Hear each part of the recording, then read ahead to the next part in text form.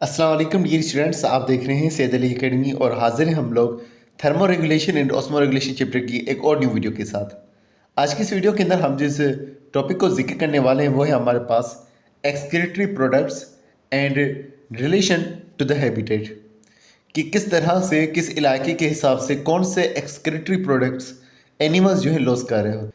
अब osmo regulation के time पर यानी कि वाटर और सॉल्यूट को जब मेंटेन कर रहा होता है तो साथ में एक और चीज़ भी होती है, वो होता है मेटाबॉलिक प्रोडक्ट्स का लॉस करना। मेटाबॉलिक प्रोडक्ट्स अगर बॉडी में रहेंगे तो ऑस्मो रेगुलेशन हमारा डिस्टर्ब हो सकता है। अब वो मेटाबॉलिक प्रोडक्ट का मतलब ये होगा कि जो केमिकल्स के रिएक्शंस में हमारी बॉडी में बने हैं, आमतौर पर ये हमारे पास नाइट्रोजिनस वेस्ट होते हैं, यानी कि ऐसे कंपाउंड्स होते हैं जिनमें नाइट्रोजन मौजूद होता है, जैसे कि मशहूर है अमोनिया, यूरिया और यूरिक एसिड। ये वाले केमिकल्स जो हैं ये हमारे पास नाइट्रोजिनस मेटाबॉलिक वेस्ट होते हैं। अब ये जो वेस्ट रिमूव होगा ये वाटर के साथ रिमूव होगा। अब एनिमल्स के अलग अलग हैबिटाट से अलग अलग जगह पर रहते हैं और फिर वो अलग अलग तरह का वेस्ट जो है रिमूव करेंगे।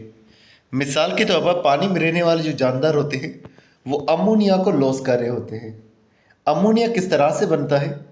अमोनिया अमाइनो एसिड के टूटने से बनता है या न्यूक्लिक एसिड के टूटने से भी बन सकता है। अगर न्यूक्लिक एसिड के अंदर अमाइनो ग्रुप मौजूद है तो ये अमाइनो ग्रुप अलहदा होगा और एक हाइड्रोजन के साथ कंबाइन हो जाएगा। NH2 जब एक हाइड्रोजन के साथ कंबाइन हो जाएगा तो बन जाएगा NH3, जिसे हम अमोनिया कह रहे होते हैं।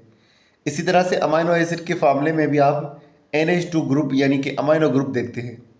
बस इसके साथ एक हाइड्रोजन जब जुड़ जाएगा तो अमोनिया की फॉर्मेशन हो जाएगी और ये अमोनिया बनाने का काम जो है ये लिवर कर रहा होता है। अमोनिया के बारे में बात करेंगे तो ये बहुत ही ज़्यादा टॉक्सिक होती है और बहुत ही जल्दी निकल लेनी चाहिए।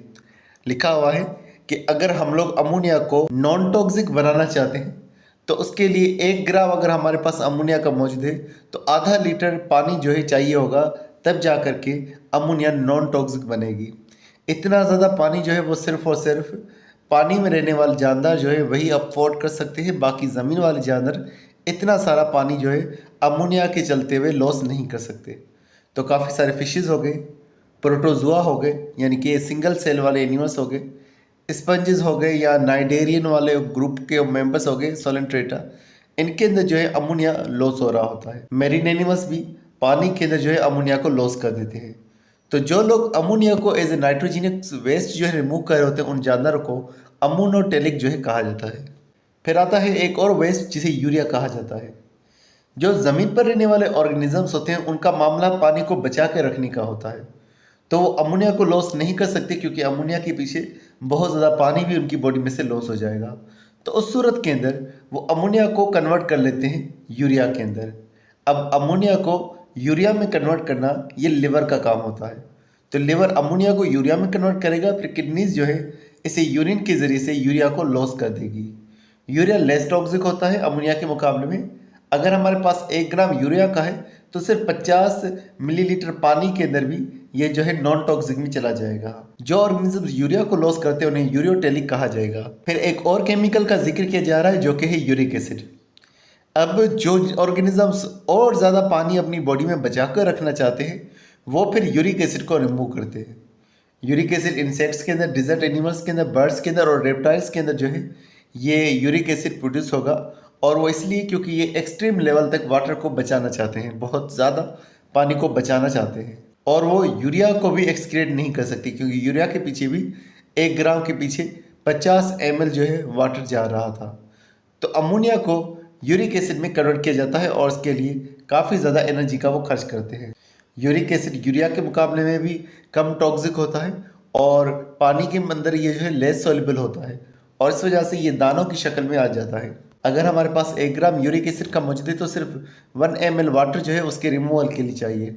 जो ऑर्गेनिजम्स यूरिक एसिड को रिमूव करेंगे उन्हें यूरिकोटेलिक जो है कहा जाएगा। हम ह्यूमन्स के बारे में लिखा हुआ है, मोस्टली तो हम लोग यूरिया को रिमूव करते हैं, लेकिन हमारी बॉडी के अंदर स्मॉल अमाउंट में यूरिक एसिड भी बनता है और वो यूरिक एसिड फिर यूरिन के ज़रिए से या लार्ज इंटेस्टाइन के ज़रिए से लॉस हो सकता है। यूरिक एसिड हमारी बॉडी में कैसे बनेगा? जब हमारी बॉडी के अंदर प्यूरिन ब्रेक डाउन होते हैं। प्यूरिन क्या होते हैं? जो न्यूक्लियोटाइड होता है उसके पास अगर डबल रिंग वाला स्ट्रक्चर मौजूद है, जैसे कि एडेनिन या साइटोसिन मौजूद है, तो इसे प्यूरिन कहा जाता है। तो प्यूरिन जब ब्रेक डाउन होगा तो उसके नतीजे में यूरिक एसिड बनेगा। अब ये प्यूरिन जो है मीट में भी, वेजिटेबल्स में भी मौजूद हो सकता है। अब यूरिक एसिड बनाने का काम भी किसका होगा? लिवर का काम होगा। लिखा हुआ है कि अगर एक इंसान सेहतमंद है तो उसके अंदर अगर यूरिक एसिड बना तो वो फिर यूरिन के ज़रिए से लॉस हो जाएगा। लेकिन अगर बहुत सारा यूरिक एसिड उसके ब्लड के अंदर मौजूद है तो फिर हो सकता है कि यूरिक एसिड के क्रिस्टल्स, दाने बनना शुरू हो जाए और फिर वो यूरिक एसिड के दाने मुख्तलिफ बॉडी के टिश्यूज़ में जमा हो सकते हैं। वो जॉइंट्स में जमा हो सकते हैं, वो किडनी में जमा हो सकते हैं, वो टिश्यूज़ के अंदर जमा हो सकते हैं। अगर वो जॉइंट्स में जमा हो रहे हैं तो एक तरह की अर्थराइटिस काज करते हैं, जिसे गाउट जो है कहा जाता है। तो गाउट एक ऐसी अर्थराइटिस होती है जो कि यूरिक एसिड के जमा होने की वजह से जॉइंट्स के अंदर हो रही होती है। तो डियर स्टूडेंट्स, आज के में बस इतना ही था। उम्मीद करता हूँ ये वीडियो आपको पसंद आई होगी। इंशाल्लाह मिलते हैं नेक्स्ट वीडियो में नए लेक्चर के साथ। तब तक अपना बहुत सारा ख्याल रखिएगा। अस्सलाम वालेकुम।